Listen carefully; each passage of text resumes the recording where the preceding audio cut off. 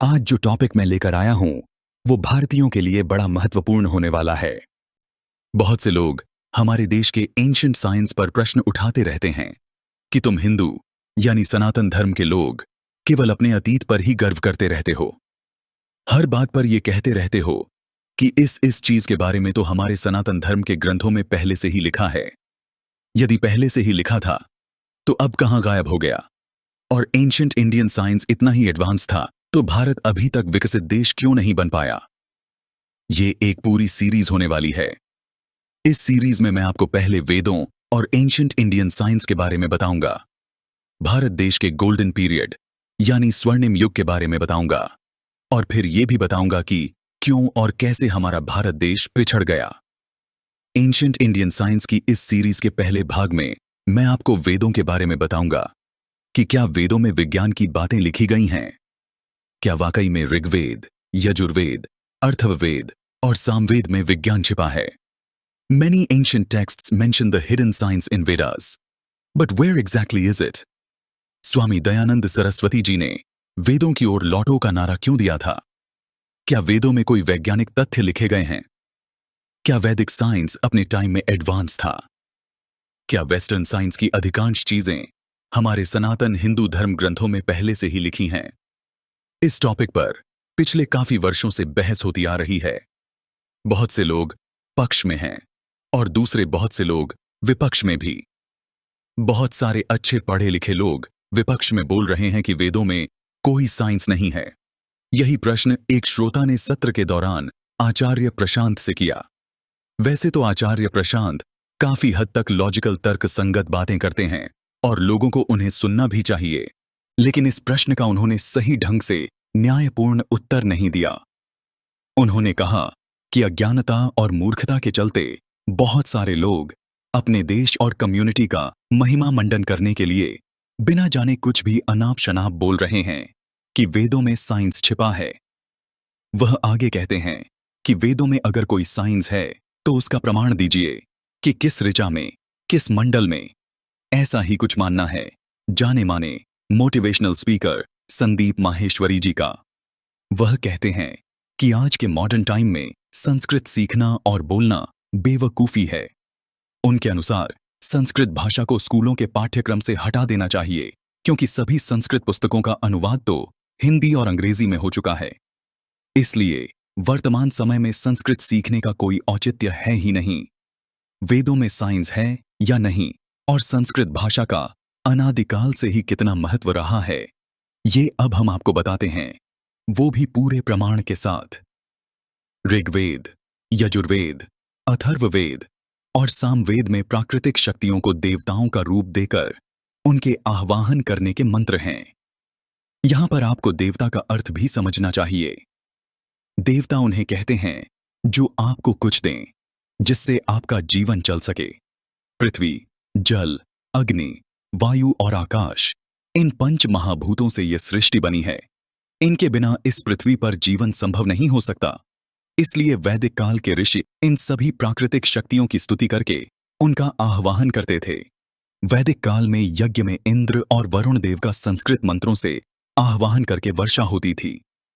वर्तमान समय में शायद आपको हंसी आए, लेकिन इससे भी बड़े बड़े चमत्कार हमारे देश में वैदिक सभ्यता में हुए हैं।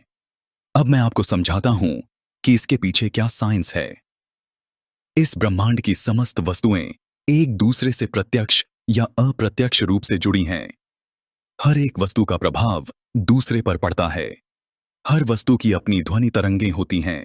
यदि दो वस्तुओं की ध्वनि तरंगों का सर्किट पूरा हो जाता है तो उनमें आदान प्रदान शुरू हो जाता है। ध्वनि तरंगों का सर्किट पूरा होने पर ही कॉज और इफेक्ट होता है। ऑस्ट्रेलियन लेखिका और फिल्म निर्माता रॉन्डे बर्न की किताब द सीक्रेट इसी बात पर आधारित है, जिसे लॉ ऑफ अट्रैक्शन भी कहते हैं। सकारात्मक सोच और सकारात्मक भाव की शक्ति आपको कुछ भी करने में सहायता कर सकती है, किंतु इसके लिए आपकी भाव तरंगों का सर्किट उस वस्तु की भाव तरंगों से पूरा होना जरूरी है जिससे आपको यह वस्तु मिले। जैसे यदि किसी जगह सूखा पड़ गया और वहां के लोग वर्षा चाहते हैं तो वहां के लोगों को वर्षा, जिसे वरुण देव भी कहा जाता है, की भाव तरंगों का आह्वान करना पड़ेगा। जब यह आह्वान वर्षा की तरंगों से मैच हो जाएगा तो उस क्षेत्र में बारिश हो जाएगी। सनातन हिंदू धर्म ग्रंथों के अनुसार परब्रह्म परमेश्वर के मन में सृष्टि रचने का भाव उत्पन्न हुआ। इसीलिए इस सृष्टि को प्रभु की माया या लीला कहते हैं। इस जगत में सब कुछ भावमय है। हमारी जिंदगी में जो कुछ भी होता है वो या तो हमारी भावनाओं की परिणति है या दूसरों की। मन की कल्पनाएं और मस्तिष्क के विचार हमारे कर्मों में परिलक्षित होते हैं। जिस तरह विद्युत की तरंगों का सर्किट पूरा होने से ही विद्युत काम करती है, ठीक उसी प्रकार हमारी भावनाओं की तरंगों का भी सर्किट होता है। जिस प्रकार की भाव तरंगें हम इस जगत में उत्पन्न करते हैं, उसी के अनुरूप हमें किसी न किसी माध्यम से उसका फल मिलता है। हमारी भाव तरंगों का सर्किट पूरा होने पर ही हमें फल मिलता है। जैसे जब हम किसी से बात करते हैं तो बातचीत तभी हो पाती है जब हम एक दूसरे के मुंह से निकले ध्वनि तरंगों को समझें, क्योंकि तभी सर्किट पूरा होगा। बोलना यानी जो हम मुंह से शब्दों का उच्चारण करते हैं वो और कुछ नहीं बल्कि ध्वनि ही है। केवल शब्दों का उच्चारण करना ही काफी नहीं है, बल्कि दूसरे व्यक्ति को उन शब्दों का अर्थ भी पता होना चाहिए। इसी को सर्किट पूरा होना कहते हैं। इसीलिए केवल हिंदी भाषा को जानने वाला व्यक्ति किसी अंग्रेजी भाषी व्यक्ति से बात नहीं कर सकता, क्योंकि हर भाषा को बोलने पर अलग अलग ध्वनि तरंगें उत्पन्न होती हैं और शब्दों का अर्थ भी अलग अलग होता है। जब तक दोनों लोगों की ध्वनि तरंगों का सर्किट स्पीकर और लिसनर के रूप में पूरा नहीं होगा, तब तक बातचीत नहीं हो पाएगी।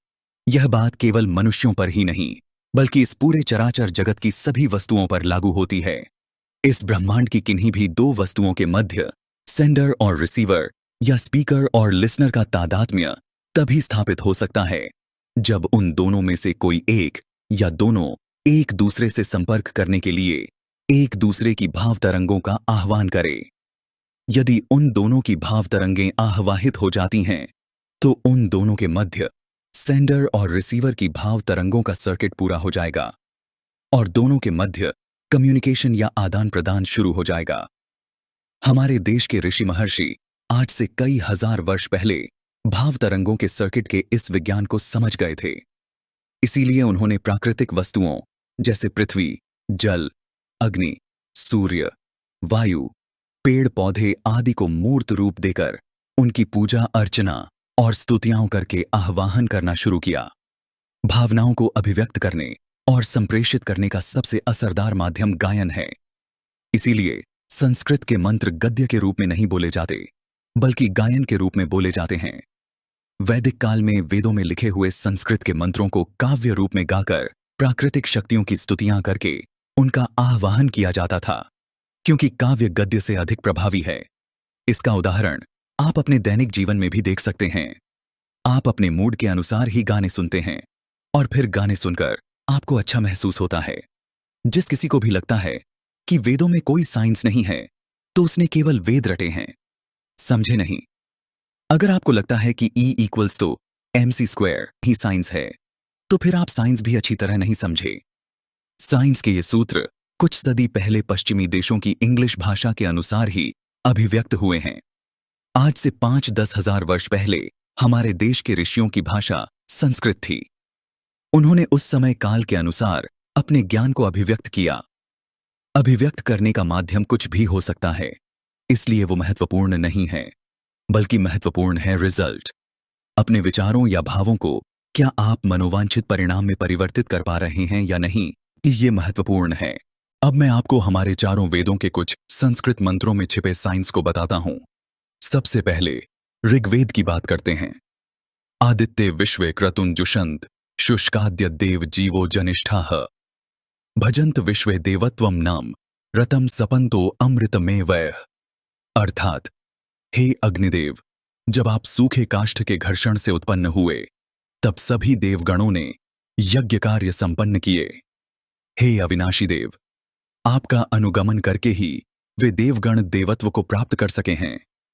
हम सभी ने इतिहास में पढ़ा है कि आदि मानव ने पत्थरों की रगड़ से आग पैदा करना सीखा। इस मंत्र में सूखी लकड़ी के बुरादों पर लकड़ी के घर्षण से आग उत्पन्न करने के बारे में बताया गया है। ये आपने डिस्कवरी पर प्रसारित TV show man versus wild में भी देखा होगा। बेयर ग्रिल्स जंगलों में सूखी लकड़ी के बुरादे पर लकड़ी के घर्षण से ही आग उत्पन्न करता था। अब आप यहां पर पूछ सकते हैं कि इसमें विज्ञान क्या है। मेरा उत्तर यह है कि जब माचिस की तीली पर घर्षण करने से आग उत्पन्न होने को आप विज्ञान कहते हो, तो फिर आज से कई हजार वर्ष पहले ऋषियों ने बिना माचिस के आग उत्पन्न करने की विधि खोज निकाली थी। क्या वह विज्ञान नहीं था? तुग्रोह भुज्जुमश्विनोद मेघे रयिन न कश्चिन ममृवा अवाह तमूहथुर्नौभिरात्मन्वतीभिरंतरिक्षपृद्भिर्पोदकाभिः। इस ऋचा में प्राचीन समय में हुए एक युद्ध के बारे में लिखा है कि राजा तुग्र ने अपने पुत्र राजकुमार भुज्जु को शत्रुओं पर आक्रमण करने के लिए गहरे महासागर में उतरने की आज्ञा इस प्रकार दी जैसे मरणासन्न मनुष्य धन की इच्छा त्याग देता है, अर्थात पुत्र मोह को त्याग कर अपने पुत्र को युद्ध के लिए महासागर में उतरने के लिए कहा। आप दोनों अश्विनी कुमारों ने अंतरिक्ष यानों, नौकाओं और पनडुब्बियों से राजकुमार भुज्जु की सहायता की थी। इस ऋचा में अंतरिक्ष पृथ्वी का अर्थ है अंतरिक्ष यान और अपोदकाभिः का अर्थ ऐसी नौका से है जिसमें पानी अंदर प्रविष्ट ना हो सके, यानी पनडुब्बी। इस ऋचा से यह स्पष्ट है कि ऋग्वैदिक काल में आर्यवर्त के लोग पनडुब्बी जैसी नौका से भली भांति परिचित थे। इसीलिए तो इस ऋचा में पनडुब्बी का उल्लेख किया गया है। युवम धेनुम शयवे नाधितायापिन्वतमश्विना पूर्व्याय अमुंचतम वर्तिका मंहसो निह प्रतिजंघाम विश्वलाया अधत्तम। इस ऋचा में अश्विनी कुमारों की स्तुति करते हुए कहा गया है कि प्राचीन समय में आपने ऋषि शयु की गाय को दुधारू बनाया था, बटेर को भेड़िए के मुख से मुक्त किया था और विश्वला की भग्न टांग के स्थान पर लोहे की टांग प्रत्यारोपित की थी।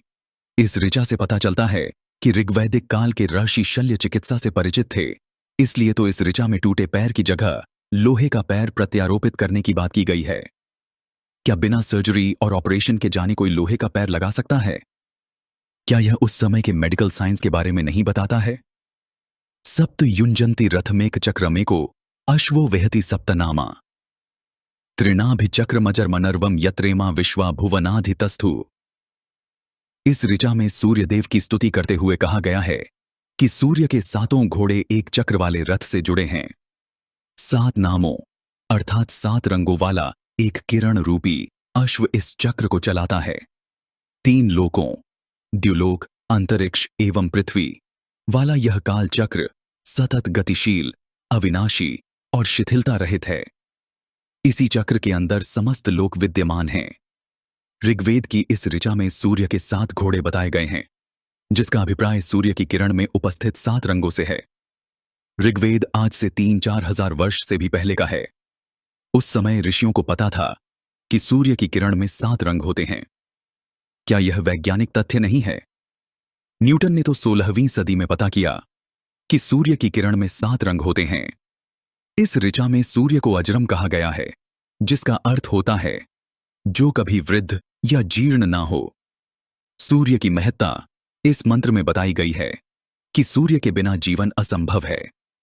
इस ऋचा के अंतिम शब्दों में क्या आप जानते हैं कि क्या लिखा हुआ है? यत्र इमा विश्वा भुवना अधितस्थु। इसका अर्थ यह है कि सूर्य के चक्र के अंदर सभी लोक विद्यमान हैं, अर्थात भूलोक यानी पृथ्वी की उत्पत्ति भी सूर्य से ही हुई है। आधुनिक विज्ञान भी तो यही मानता है कि पृथ्वी की उत्पत्ति सूर्य से ही हुई है। इसीलिए तो पृथ्वी आरंभ में आग का गोला थी। क्या यह वैज्ञानिक तथ्य नहीं है? क्या आप इसे विज्ञान नहीं मानोगे? किसी के मानने या नहीं मानने से क्या होता है, क्योंकि जो लिखा है वो तो सदैव रहेगा। ये सब मैंने ऋग्वेद की केवल 2-4 ऋचाओं से ढूंढ निकाला। ऋग्वेद में 10,000 के आसपास ऋचाएं हैं। ऐसे और भी वैज्ञानिक तथ्य बहुत सी ऋचाओं में छिपे होंगे। अब बात करते हैं यजुर्वेद की।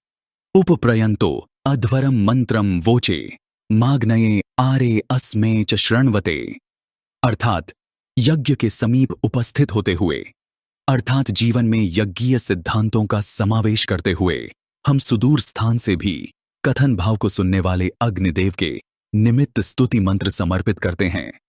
इस मंत्र से आपको नहीं लगता है कि टेलीफोन के आविष्कार का विचार इंसान को आया होगा कि हमसे बहुत दूर बैठा व्यक्ति भी हमारी बातें सुन सकता है।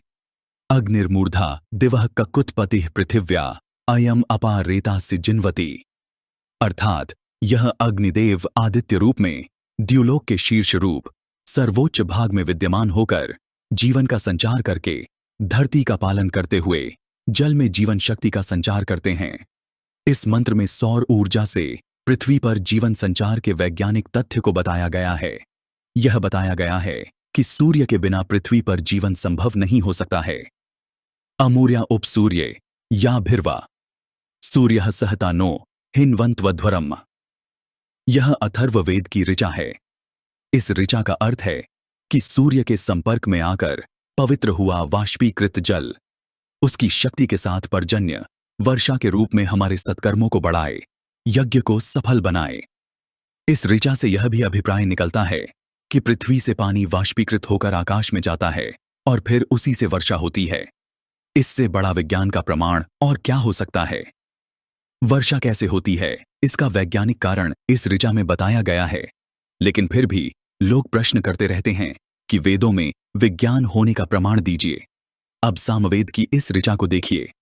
अयुक्त सप्त शुंध्युवः सूरो रथस्य नव्यः ताभिर्याति स्वयुक्तिभिः, अर्थात सूर्यदेव शुद्ध करने वाले 7 घोड़ों यानी सतरंगी किरणों को अपने रथ में जोड़े हुए हैं।